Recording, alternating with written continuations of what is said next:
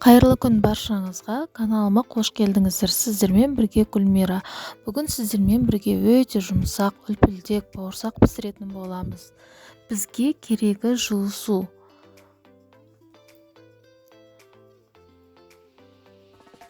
Жылы суымыз құйып, бір ас қасық қантымызды, бір ас қасық дрожжымызды, бір шай қасық тұзымызды салып,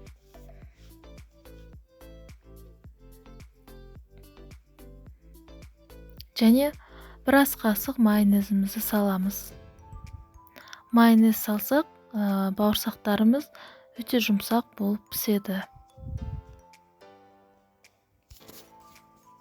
Жақсылап араластырып болған соң, ситадан ұнымызды өткізіп саламыз. Ескертетін жағдай, ұнымызды барлығын бірден салып жүрмеңіздер, онда қатты болып қалуы мүмкін. Аз-аздан онды сала отырып, жұмсақ қамыр илейміз.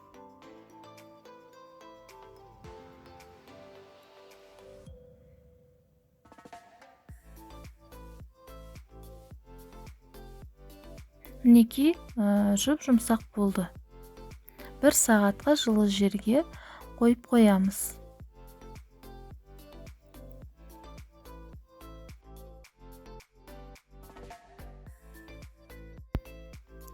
Қамырымыз көтеріліп шықты.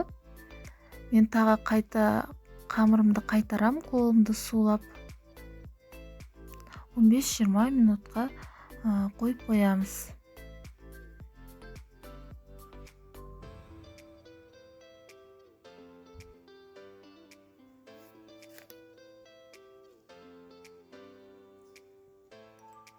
Қамыры әдемі болып көтерілді.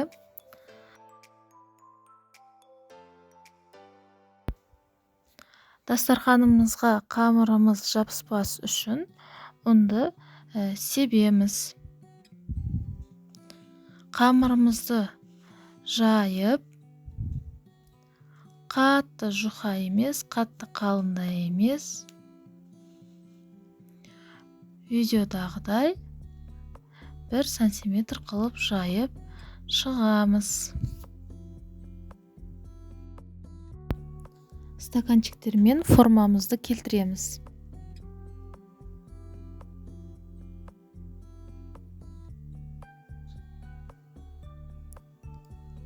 Тақтайымызға кішкене ұн себелеп, жабысып қалмас үшін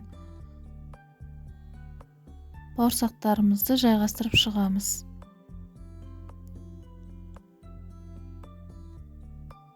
Барлығын осылай жайғастырып, бетін жауып 15 минутқа расстойкаға жібереміз. Ағашты сала отыра қызғанын білеміз. Көпіршік пайда болу керек. Майымызды қатты қызыр жүрмеңіздер, онда қатты күйіп кетуі мүмкін.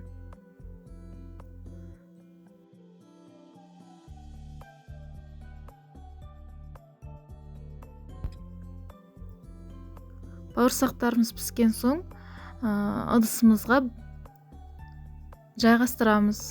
Бөлек-бөлек қылып, үстіне салсаңыздар, бауырсақтарымыз, домалақ бауырсақтарымыз отырып қалуы мүмкін.